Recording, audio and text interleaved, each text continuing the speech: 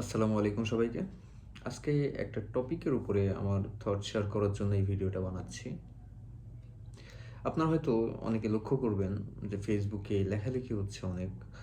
আবার অনেক YouTuber video বানাচ্ছেন যে ইন্ডিয়ার সেভেন সিস্টার্স আমাদের দখল করা উচিত। আবার অনেকে হুঁশিয়ারিও দিচ্ছেন যে ইন্ডিয়ার যে সেভেন সিস্টার আমরা দখল করব, এই করব, ওই করব। আসলে এগুলো শুনতেই ভালো লাগে। প্র্যাকটিক্যালি কি এটা কখনো সম্ভব? একটা দিনের যে অয়ার কস্ট সেটা বহন করার ক্ষমতা বাংলাদেশের আছে? সেটা চালায় যাওয়ার ক্ষমতা বাংলাদেশের কি আছে? একটা যুদ্ধে জড়াইলে যে পরিমাণ স্যাংশন আমরা পাবো, আমাদের নিতে হবে, সেটা বহন করার ক্ষমতা কি বাংলাদেশের ইকোনমির আছে? নাই, আসলে নাই।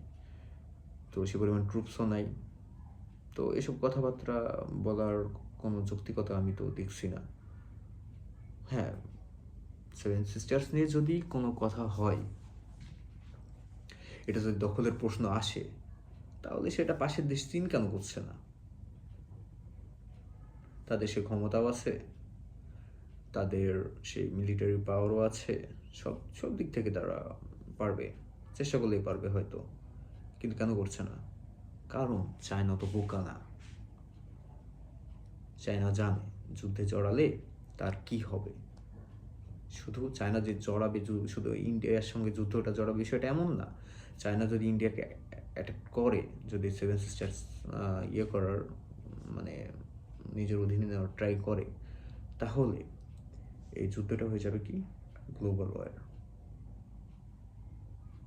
তো চায়না সেভাবে কখনোই এটা করতে চাইবে না। যদি কখনো করে, তখন কি করবে বাংলাদেশ?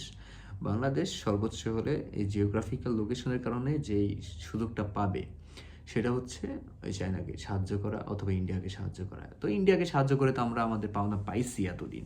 তো আমরা একটু কাজ করতে পারি, সেটা হচ্ছে চায়নাকে সাহায্য করতে পারি। বিনিময়ে যদি তাদের অর্থনীতির সাথে আমাদের চাকাটাও একটু ঘুরে, তাহলে ভালোই হবে, তাই না? তো এইটা বলার জন্য আর কি আমি ফেসবুকে আসলাম।